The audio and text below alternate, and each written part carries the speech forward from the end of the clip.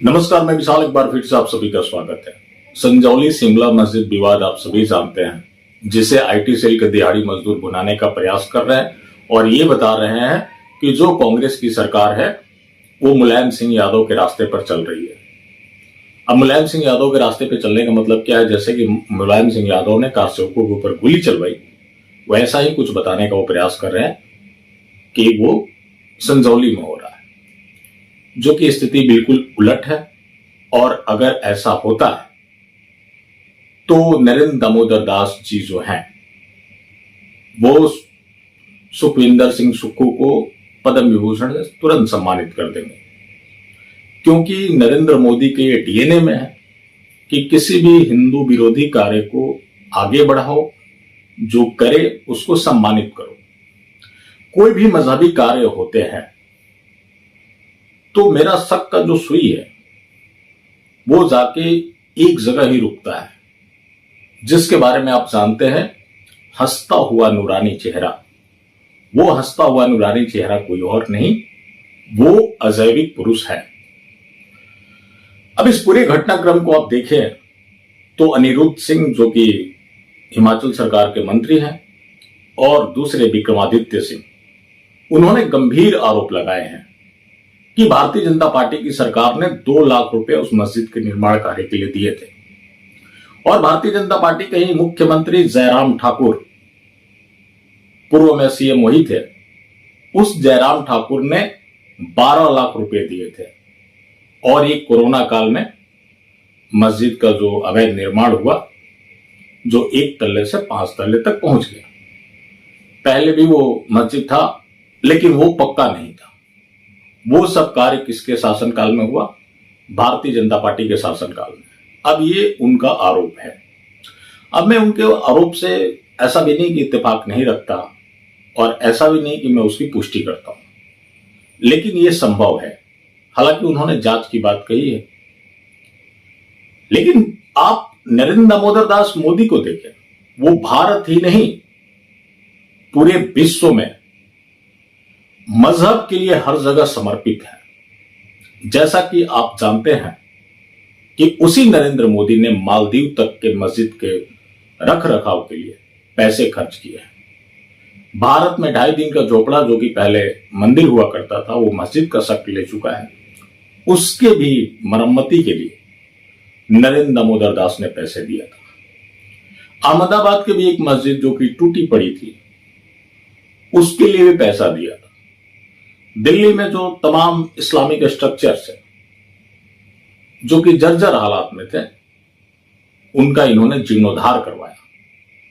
और उसके बारे में आप अच्छे से जानना चाहते हैं तो ये वो पुस्तक है जहां आपको पूरा डिटेल मिलेगा, उसकी तस्वीरों के साथ, कि कैसे पूर्व स्थिति में थी और आज किस तरह की स्थिति में है। और ये किसी ने नहीं किया, ये भारतीय जनता पार्टी ने किया। और आज भारतीय जनता पार्टी का मतलब सिर्फ नरेंद्र मोदी है। अब क्या है कि नरेंद्र मोदी जो है, उनको लेकर बहुत ज्यादा कंफ्यूजन है। इस्लामिक वर्ल्ड जानता है कि उनकी पहचान क्या है, उनकी मजहबी आस्था क्या है, वो किस मजहब से आते हैं। लेकिन यहां का जो बहुसंख्यक हिंदू है, वो इस चीज को स्वीकार करने के लिए तैयार नहीं है। अब नरेंद्र मोदी का जो जन्मदिन है, उसके लिए लंगर लगाया जा रहा है। वो लंगर कहां लगाया जा रहा है? ख्वाजा मोइनुद्दीन चिश्ती का जो दरगाह है अजमेर, 4000 केजी का लंगर बन रहा है वहां पर, और बताया जा रहा है कि वो शाकाहारी लंगर होगा। ये बयान है, आप पहले इस बयान को सुनिए। अस्सलाम वालेकुम, मैं साहिबजादा सैयद अफशान चिश्ती, दरगाह अजमेर शरीफ से।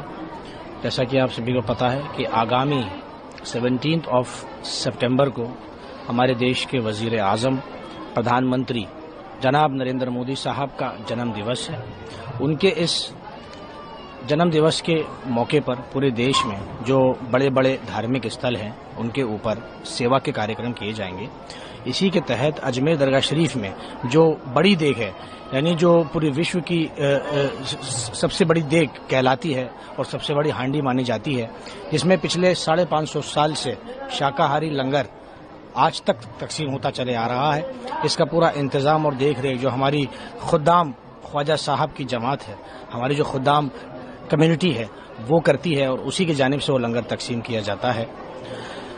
ये ऐसा इस देश के अंदर पहली बार हो रहा है जब किसी प्रधानमंत्री के जन्मदिन के अवसर पर अजमेर शरीफ दरगाह की जो बड़ी देग है उसके अंदर सेवा के रूप में बड़ी देग का लंगर तकसीम किया जाएगा।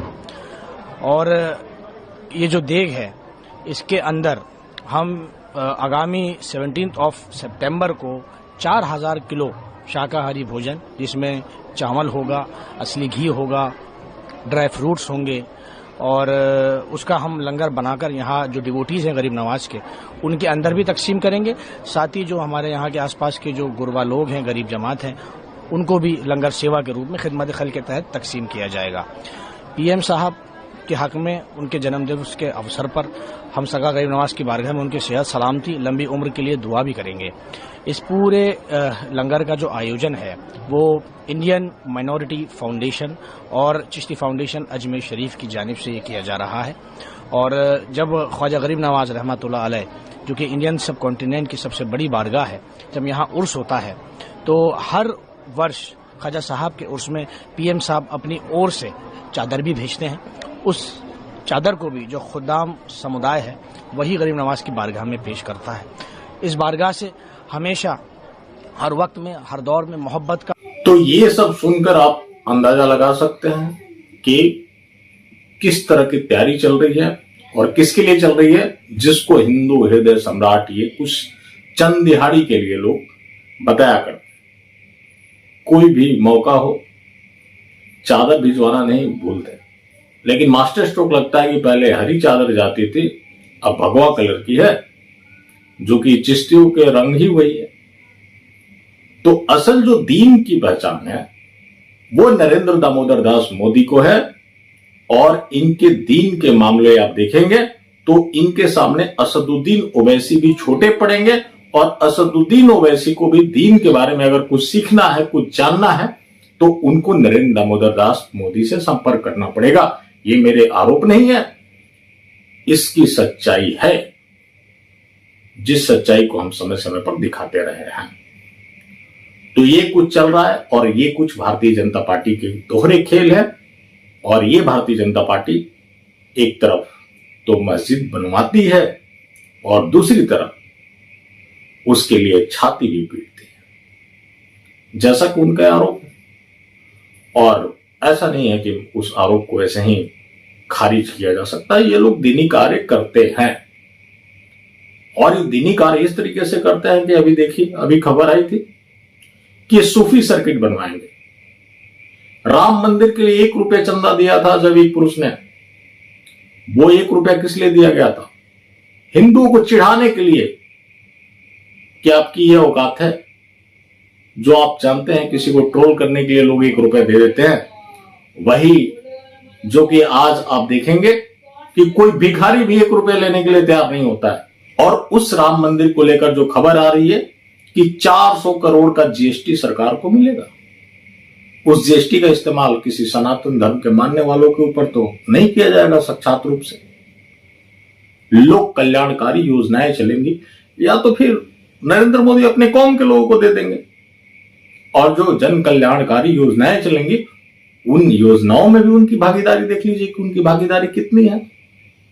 तो ये कुछ अजैविक पुरुष का नया भारत है, जो कि करते कुछ और है और दिखाते कुछ और है। जो स्वस्थ दिमाग का होगा वो आसानी से समझ पाएगा कि आखिर ये खेल क्या चल रहा है। तो चलिए, आप सभी का बहुत धन्यवाद।